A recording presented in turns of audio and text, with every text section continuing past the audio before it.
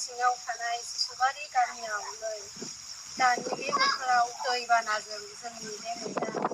हा दै न' बां गय बारि बागान गासैबो खुरखानानै दाउ अमा गासैबो गोजावलांजोब्बाय जोंनि बे गामिखौ अननानै बे सरकारा जोंखौ अननानै एसे हरनानै अनसुंथाइ जोङो एसे लुबैयो।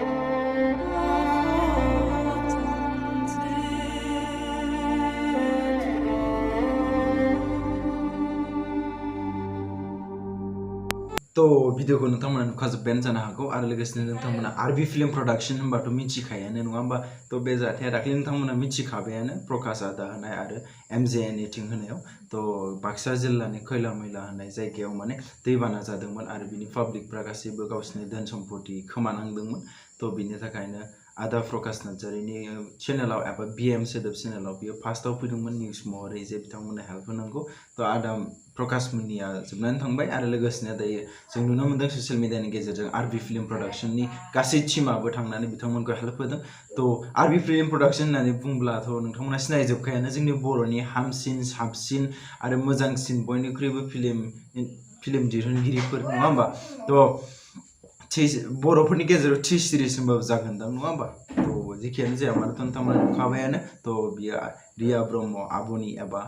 बिथांनि एकाउन्टनिफ्राय पेजनिफ्राय बे भिडिअ फैदों तो जेखियानो जाया मानो तो जों गोबांखौनो नुखाबाय थाखायो आरबि फिल्म प्रडाक्शन एबा आरबि फिल्म प्रडाक्शननि टीमा गोबां बिबांनि पाब्लिकफोरनो अननाय होफिनो जों गोबाङैनो नुनो मोनो जेरै कर'ना भाइरासनि जानाय समावबो गोबां पाब्लिकफोरनो गैयैफोरनो गोबां बायदिसिना राननानै होदोंमोन जोङो मेगनजों नुबाय थाखायो तो जिखियानो जाया आंनिफ्राय मोनसेल' बाथ्रा बुंनो लुबैबाय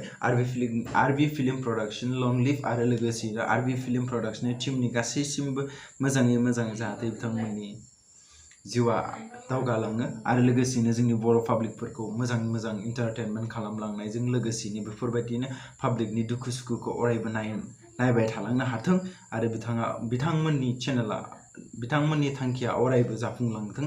एबा अरायबो जाफुंलांबाय थाथों आरो लोगोसेनो बेफोरबायदिनो पाब्लिकफोरखौ मिनिहोनायजों लोगोसेनो बेफोरबायदि पाब्लिकनि दुखु सुखुखौ अरायबो नायलांबाय थानो हाथों होननानै आफा आनान गसाइनाव आरज गाबनाय थाबाय तो दिनै भिडिअखौ एसेयावनो फोजोबबाय